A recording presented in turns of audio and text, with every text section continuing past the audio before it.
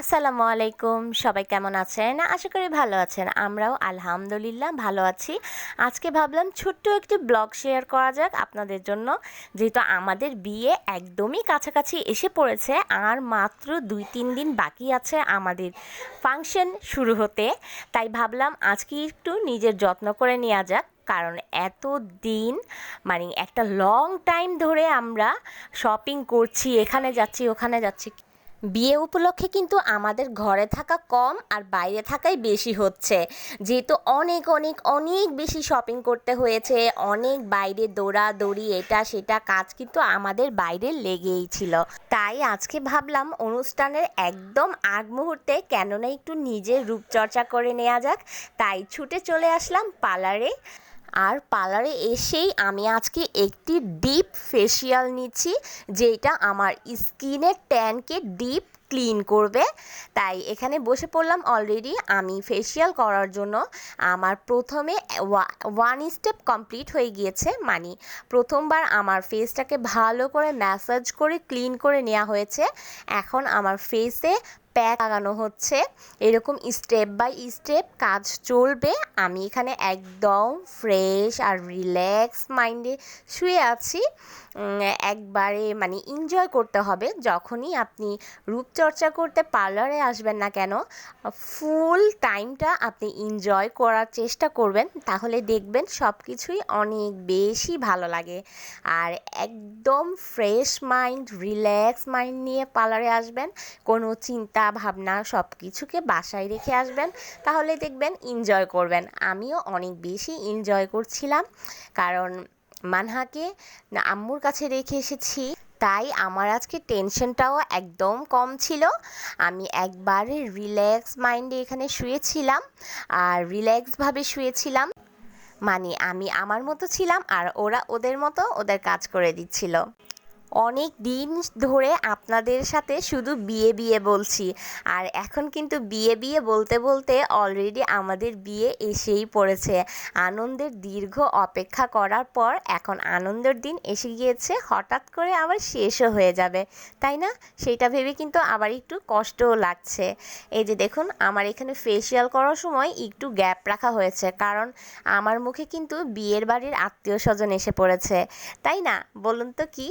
অবশ্যই বুঝতে পারবেন। সবারই আমার মনে হয় সকল মেয়েদেরই এই প্রবলেমটা হয়। কোনো ফাংশন অনুষ্ঠান কোনো কিছু সামনে আসলেই মুখের মধ্যে পিম্পল উঠে যায়। আমার সচরাচর সব সময় পিম্পল হয় না, কিন্তু হঠাৎ করে আজকে দেখছি 2টা পিম্পল হয়েছে। তাই সেই পিম্পলের জায়গাগুলো গ্যাপ রেখে আমাকে মাস্ক লাগানো হয়েছে। কিছুক্ষণ ওয়েট করার পর এখন সেটাকে ক্লিন করে নেওয়া হচ্ছে। এই তো সুন্দর করে আমার ফেসটাকে একদম ক্লিন করে নিচ্ছে। আর প্রথম স্টেপ ম্যাসাজ, দ্বিতীয় স্টেপ একটি ফেস প্যাক লাগানোর পরেই কিন্তু আমার স্কিনটা একদম ব্রাইট হয়ে গিয়েছে। নেক্সট স্টেপগুলো কমপ্লিট করার আগেই এখনই এতটা ব্রাইট লাগছে। তারপরের টোটাল স্টেপ কমপ্লিট হলে তখন কিন্তু আমার ফেসের ব্রাইটনেসটা আরও বেড়ে যাবে। আমার মনে হয় আমি যে ফেসিয়ালটা এখন করছি বা এর আগের বার করেছিলাম, এই ফেসিয়ালটা আমার ফেসে অনেক বেশি স্যুট করে। আর আমি পার্লারে এসে কখনো নিজের থেকে বলি না যে আমি এই ফেসিয়ালটা করব। আমি এসে তাদের কাছ থেকেই সাজেস্ট নেই যে আমার ফেসের এই অবস্থা বা আমার ফেসটা এখন বর্তমানে এরকম পজিশনে আছে, আমি কোন ফেসিয়ালটা করতে পারবো বা করলে ভালো হবে। আমার ফেস দেখে তারাই আমাকে সাজেস্ট করে যে আপনি এই ফেসিয়ালটা করেন, তারপর আমি তাদের মোতাবেকই করি। আর আমার মনে হয় তাদের সাজেশন নিয়ে কাজ করাটাই সবচাইতে বেস্ট। তাই আমি নিজের থেকে কখনো কিছু বলি না, আমাকে তারা যেটা প্রেফার করে আমি সেটাই করি। আর হ্যাঁ, সত্যি কথা, আমি তাতেই বেস্ট রেজাল্ট পেয়েছি। আর এখন এইটা হলো আমার ফেসের 3 নাম্বার স্টেপ, মানে ফার্স্ট সেকেন্ড স্টেপ কমপ্লিট করার পর এখন আমার এটা 3 নাম্বার স্টেপ চলছে। সুন্দর করে আমার ফেসটা বডিটা ভালো করে ম্যাসাজ করে দিচ্ছে।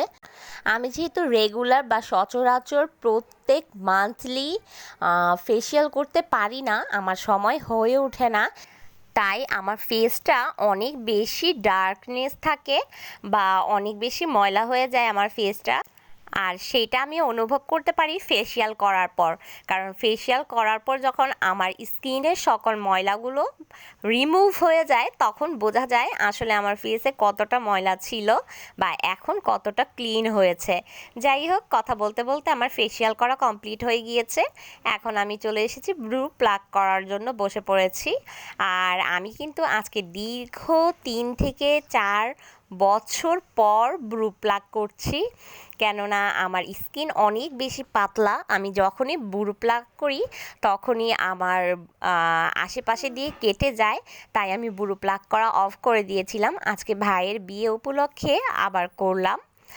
আর এখন আমার চুলগুলোকে আমি সুন্দর করে একটি কাট দিয়ে নিচ্ছি। ভাইয়ের বিয়ে বলে কথা, যেহেতু নিজেকে তো সুন্দর করে রেডি করতেই হবে, তাই না? তাই সুন্দর করে আজকে নিজেকে সাজানোর জন্য এসে পড়েছি। সুন্দর করে চুলগুলোকে সামনে প্লাস পিছনে আমি একটি কাটিং দিয়ে দিচ্ছি। আমার চুলগুলো অনেক দিন ধরে কাটবো বলে কাটা হচ্ছিল না, ভাবলাম আজকে ফাংশন হিসেবে চুলগুলো কাটাই যাক, তাই এখানে দাঁড়িয়ে পড়েছি। আমার সামনের চুলগুলো অলরেডি কাটা কমপ্লিট হয়ে গিয়েছে। এখন আপু সুন্দর করে আমার পেছনের চুলগুলো কেটে দিচ্ছে, মানে সুন্দর করে তার সাজেস্ট নিয়েই আমি একটি সুন্দর হেয়ার স্টাইল করে ফেলছি। এখন আপনাদের সাথে আমি একটা জিনিস শেয়ার করতে যাচ্ছি, বলুন তো কি? অবশ্যই বুঝতে পেরেছেন, এটা হলো কার্ড। মানে আপনাদের সাথে সব কিছু শেয়ার করছি, কিন্তু আমার ভাইয়ের বিয়ের কার্ড শেয়ার করব না, তা তো হতেই পারে না, তাই না? তাই আজকে চলে আসলাম আপনাদের সাথে বিয়ের কার্ড শেয়ার করতে। যেহেতু অনেকটা লেট, অনেক আগেই বিয়ের কার্ড কমপ্লিট করে দিয়ে দেওয়া হয়েছে অনেক আত্মীয় স্বজনকে, তাই ভাবলাম আজকে কেননা আপনাদের সাথেও একটু বিয়ের কার্ডটা শেয়ার করা যাক। এই তো, এটা আমার ভাইয়ের একদম সিম্পল একটি বিয়ের কার্ড। আপনারা অবশ্যই কমেন্ট বক্সে জানাবেন বিয়ের কার্ডটা আপনাদের কার কাছে কীরকম লাগলো। আমার কাছে ভালোই লেগেছে। আর আজকে আমার ছোট্ট ভিডিওটা এখানেই শেষ করছি। ভালো লাগলে প্লিজ একটি লাইক না করে যাবেন না। আল্লাহ হাফেজ, আসসালামু আলাইকুম।